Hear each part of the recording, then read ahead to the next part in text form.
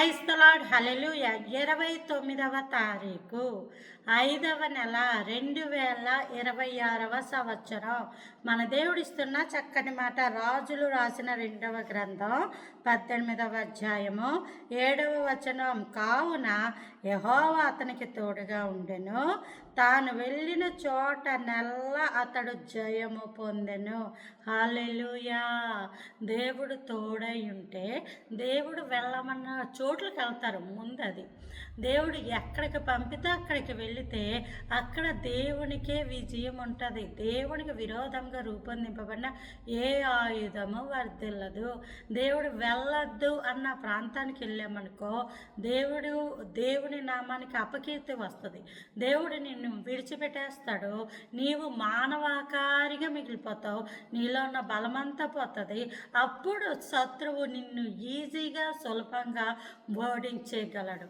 అదే దేవుడు వెళ్ళొద్దు అన్న చోటికి నువ్వు వెళ్ళలేదనుకో, నీతో పాటు దేవుడు ఉంటాడు. దేవుడు నీకు తోడై ఉంటాడు. అప్పుడు దేవుడు ఎక్కడికి వెళ్ళమంటే అక్కడికి వెళ్ళి, వెళ్ళకూడని స్థలాలు ఉంటాయి, వెళ్ళాల్సిన స్థలాలు ఉంటాయి. మీరు గ్రహించుకోండి. పాపము జరుగుతున్న స్థలాలకి దేవుడు పంపడు. అసహ్యమైన కార్యాలు జరిగే చోటకి దేవుడు పంపరు. అల్లరితో కూడిన ఆటపాటలు ఉన్న చోటికి దేవుడు పంపడు.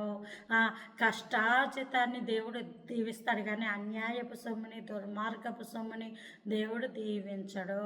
అవి ఖచ్చితంగా నష్టాలే తెస్తాయి. ఇలా బైబిల్ చదివితే మనకి చాలా అర్థమైపోతాయి. కాబట్టి పలానా చోటికి దేవుడు తోడుగా ఉండడు అన్న విషయం అర్థమైపోద్ది. లోన పాపం ఉంచుకొని పైకి భక్తిగా నటించేసే వాళ్ళు ఉంటారు. వాళ్ళ జీవితమే అందుకు ఉదాహరణ. వాళ్ళు అలా అంట అని చెప్తారు.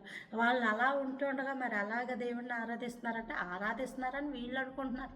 ఒకానొక రోజు ఉంది, దేవుడు అంటాడు, అక్రమము చేయి వాళ్ళారా మీరు నా యొద్ద నుండి తొలగిపోవడంట. క్రమము లేకుండా అక్రమాలతో ఉన్న వాళ్ళని దేవుడు ఉంచడు. దేవుడు వాళ్ళని అంగీకరించడు. లోకంలో అన్నీ చెల్లుబాటు అయిపోతాయి. కానీ ఒకానొక రోజు ఉంది, ఆ రోజు ఎంతవరకు ఉన్నామో దేవుడు ప్రతిదీ లెక్క చూచి ప్రతిఫలం ఇచ్చే గొప్ప దేవుడు. దేవుని స్తోత్రం. హల్లెలూయా.